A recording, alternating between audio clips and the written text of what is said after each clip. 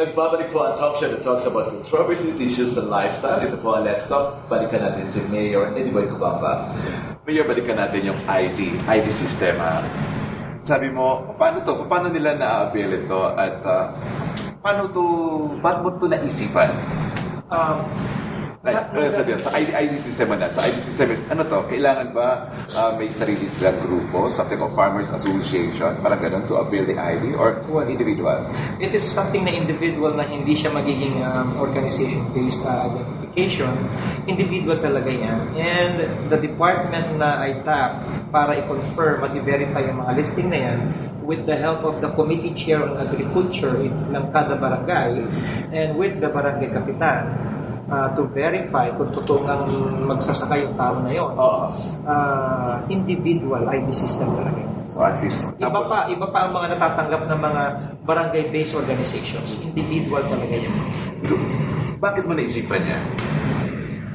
Ang pinakaayaw ko lang talaga kasi is yung sinadyaman o hindi, yung meron kang programa using government funds, pera ng tao, na nakakatulong ko sa iba pero nasasaktan mo ang iba. Okay lang sana kung let's say mayorya, todo mayorya ang nagbe-benefit at konti lang yung kailangan magantay ng sandali. Kumbaga, kung bibigyan mo yung agriculture sector, i-tsapera mo muna yung ibang sector, well, that is okay dahil hindi mo naman kailangan bigyan ng farm inputs yung mga hindi nagsasaka. So, yun lang. Yung generalize ko lang na kung ano yung kailangan ng isang sector, kailangan buong sector ma-address na. At ilan na ang nabigyan natin na issue ng ID? 4,300 na sila na farmers dito sa municipality na ito. So, aside sa ID system, ano pa ang improvement when it comes sa agriculture dito sa Cabugao? May interventions din kami sa mga farm mechanizations nila. At ang pinakagusto ko talaga is natututunan na ng mga farmers through their organizations na i-avail yung mga farm mechanizations and programs na the national government is offering as an intervention din naman from their part. So, kumbaga, alam ng mga farmers na if we can come up or kung meron lang tayong 15% of 100,000, for example, yung isang equipment na 100,000 ang presyo, 15% lang ang babayaran ng organization, makukuha natin to from Department of Agriculture. So, ini-encourage ko sila na gano'n.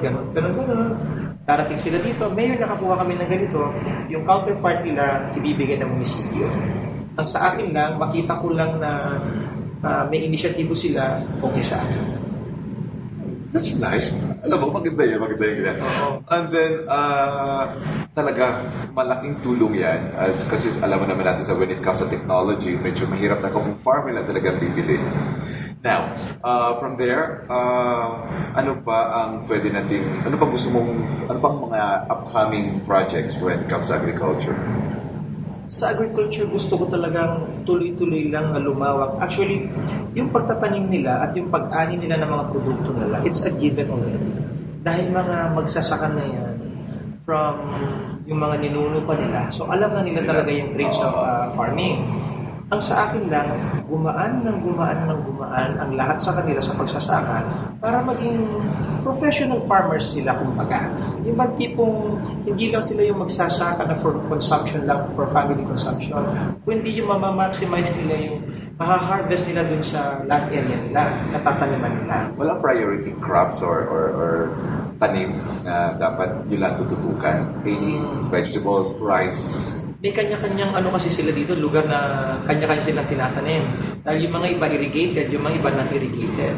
And I'm happy to announce na dito sa Cabugao, nakapagparating tayo dito ng isang Dako Irrigation Rehabilitation na program na worth 250 million pesos from DA. Nakahingi tayo dyan. Kasama ko dyan si Congressman Ryan na nakahingi dyan. On top of that, meron 10.5 pa na water impounding project sa Barangay Katugdaan at meron pang 30 million na dam ulit sa Barangay Aradan Camp 2014. Nakita kasi ng Department of Agriculture yung thrust ng Municipality ng Cabugao when it comes to helping the farmers, which is the majority of the citizenry of Cabugao. So, kina-counterpart nila. Nagugustuhan nila yung ganong tema natin dito. Congratulations, ang ganda yan. Now, let's now move on. Medyo mabilisan lang sa health. Kumusta naman anong development sa health? Sa health naman, according to the data na galing sa DSWD, and we cross-checked it with the data na galing sa RHU, we have a total of 9,700 something plus families dito sa Cabugao. So, through the governor, Luis Chagin Singson, through our congressman, Ryan Singson, and through the municipality with the help of our council led by Vice Mayor Danny Gasmen, nagpa-appropriate pa ako ng additional 1,000 na PhilHealth enrollments para ma-assure na talagang 100% PhilHealth enrolled kami dito. And at the same time, napunduhan yung pagpapagawa ng RHU namin at natanggap ko yung donasyon na line-in clinic from the family of Dr. Charlie Solido from Hawaii. So, the presence of that facility, doon magagamit yung PhilHealth na hindi paduduguin yung ng kliyente, yung paggamit ng PhilHealth card nila. Hindi kagaya ng mga ibang private hospitals kasi talagang pinadudugo nila yung PhilHealth program. And at the same time, may PhilHealth na nga yung pasyente, magka-cash out pa yung pasyente. Yun ang pinakaayaw kong mangyari. Para ma-maximize natin yung programa ng national government, dapat matutunan nyo lahat ng mga obligasyon ninyo, sabi ko sa kanila, and then we will provide for a facility na pwede nyo magamit, na can be at par with the private hospitals. Okay naman sa kanila. Yeah. Then let's move on. Education, which is very important in every municipality ang edukasyon. So, kumusta, ano ang kumbaga, pagbabago when it comes to education dito sa Cabugao? Sa education naman, meron kaming ginawa dito sa Cabugao na I'm not sure kung ginagawa or acceptable sa ibang municipalities. Yung SEF nila, yung Special Education Fund, pinaalam ko talaga sa education sector, sa mga teachers, pinaalam ko na sa inyo talaga ito. It just so happened na kakailanganin nyo lang ang pirma ng mayor for you to avail these funds para magamit nyo sa mga eskwela ninyo. So, gagaya niyan, governing is prioritizing, strictly observe yung policy doon doon. So, kailangan mag-meeting lang tayo lagi and kailangan kayo rin na mag-budget ito. And it's a first na nangyari dito sa Cabugao na 100% of the SEF, 80%, if you take out the 5% na reserve, 80% of what was left, binabudget ng elementary. And 20% of what was left, binabudget ng high school. So, ang gusto kong mangyari dito, everybody happy. Walang palakasan ng bulong, walang pangakuan ng ganito. Ang sa akin lang, kailangan aware kayo na kung ano yung sa inyo, talagang sa inyo yun. Kahit na magpalit-palit na ang mayor dito, basta malaman nyo lang itong mga ganitong mga procedures dito, hindi na nila magagawa pa yung mga dati na nangyayari na kinokontrol nila yung mga pondo report. Ito naman yan para kasi edukasyon importante. Now, let's now move on sa infrastructure. Balita ko kasi medyo mabilisan ang ano dito from the farm to market road, mga yung dito sa area ng highways, there's a project ni Congressman. Pero ang farm to market road mukhang mabilis at may mga bago kang establishment na tinatayo dito. I'm very happy to report to you na natutuwa ako sa mga contractors natin ngayon. Dahil talaga nagpa-participate sila doon sa gusto kong klase, doon sa quality na gusto ko ng kalsada. The size alone speaks for itself na maayos ang pagkakagawa. May sense yung pagkakagawa. Hindi yung maluwang naman yung nakalag preparation pero bakit makitid na yung naisemento. Ayoko nang gano'n. Total sabi nila, okay lang na makitid, dagdagan na lang sa site. There is no such thing na kung magdadagdag ka ng kalsada sa site. Kung magdadagdag ka ng kalsada, dapat in length, sabi ko sa kanila. Kaya pag gagawa na tayo ng kalsada, kung kakayanin yung regular width ang susundan, sabi ko sa kanila. And I'm very happy. I congratulate the contractors na nakakaintindi sa gusto kong mangyari, sa mga policy na gusto kong ma-implement at masunod. And they're all very cooperative. With all those things, ang bilis kasi in 2 years time, marami kasi kang nagawa. So, how do you manage your time?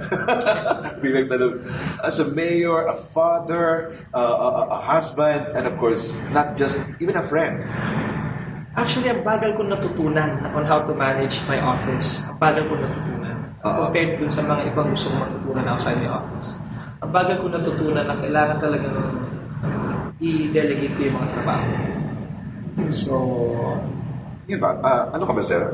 Tawag doon na tutok when it comes sa mga dito mga projects? pag nagbigay na ako ng idea ko sa isang bagay na gusto kong mangyari, ini-expect nila na kahit papaano, kahit hindi nila ako nakikita, papasyalan at aalamin ko yun. I will get to the bottom of that kung nagka-problema.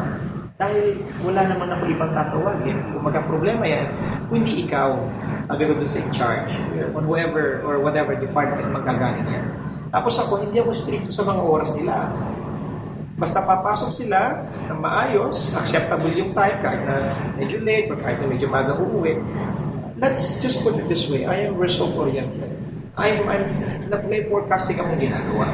Kaya, kung sa tingin ninyo, mabilisan ang lahat ng pagkakagawa, I can assure you naman na it's all been done with the expected quality na gusto ko.